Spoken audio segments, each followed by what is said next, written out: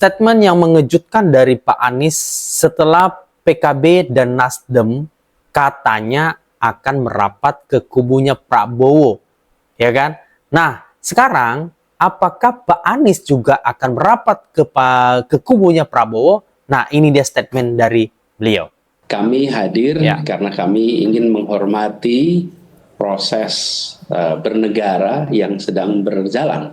Jadi kita ingin menjunjung tinggi etika, kita ingin menjunjung tinggi proses bernegara dan transisi dari pemerintah petahana ke yang baru terpilih agar bisa berjalan dengan baik. Jadi kan itulah kami hadir, dan saya sendiri baru sesudah hadir tahu bahwa pertama kali ada pasangan yang bukan terpilih itu ikut hadir di dalam acara pengumuman di KPU.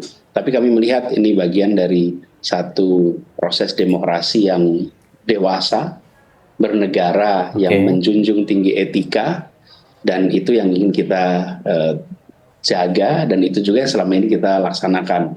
Kemudian sesudah itu kami tentu saja di dalam acara yang seperti itu dilihat tadi bersalaman, dan memang kita semua kan sesungguhnya adalah sama-sama putra bangsa yang sedang menginginkan Indonesia yang lebih baik, Indonesia yang lebih makmur, lebih adil, lebih setara.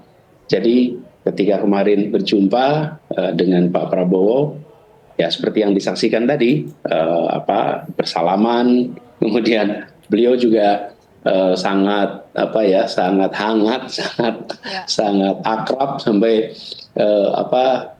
salaman itu lengan saya digoyang gitu ya. Beliau semangat betul, saya juga semangat sih kami menyambut, dan harapannya apapun yang dikerjakan ke depan dan apa yang kita sudah sama-sama lewati itu bisa menjadi kebaikan untuk semuanya. Ya, jadi suasana kehangatan itu yang terbangun kemarin ya, Pak Anies ya. Pak Anies, tapi kalau kita lihat ini tadi baru saja ya ada konferensi pers Pak Anies ya, disampaikan oleh Ketua Umum Partai Nasdem, Pak Surya Paloh, menyampaikan bahwa siap mendukung pemerintahan Prabowo Gibran. Tanggapan Pak Anies seperti apa? Apakah Pak Surya ini sudah sempat komunikasi dengan Pak Anies soal ini sebelumnya? Kalau komunikasi jalan terus. Jadi sesudah MK kemarin kita juga sempat ngobrol, mendiskusikan. Jadi kita semua menghormati keputusan Mahkamah Konstitusi. Dan dengan keputusan Mahkamah Konstitusi itu, maka saya juga sampaikan, selamat bekerja, selamat menjalankan amanat konstitusi, dan kita hormati proses konstitusi ini. Karena ketika sudah mulai bertugas, maka apapun kebijakan yang dibuat, dampaknya dirasakan oleh seluruh masyarakat. Nah, tapi antara sekarang sampai dengan Oktober itu masih 6 bulan. Jadi walaupun saya sampaikan selamat bertugas, tapi sebetulnya mulai bertugasnya masih Oktober, 6 bulan lagi. Jadi menurut saya kita juga harus menghormati saat ini Bapak Presiden Jokowi masih menjalankan tugas. Beliau sebagai presiden dan masih ada waktu 6 bulan untuk beliau menuntaskan program-program, itu kita harus hormati. Sambil kita menghormati keputusan MK bahwa sudah ada penetapan presiden terpilih, dan kita hormati proses itu, dan sikap yang disampaikan oleh Pak Surya Paloh terkait dengan sikap Partai Nasdem itu sikap yang harus kita hargai juga. Pak Anies Baswedan, publik juga berharap agar Bapak Anies Baswedan tidak kehilangan panggungnya, Pak, hingga mungkin di periode Pilpres berikutnya. Tapi kalau untuk saat ini, Pak Anies, kalau seandainya diajak oleh Prabowo Subianto bergabung ke kabinet, apakah Pak Anies Baswedan bersedia membuka diri, Pak Anies?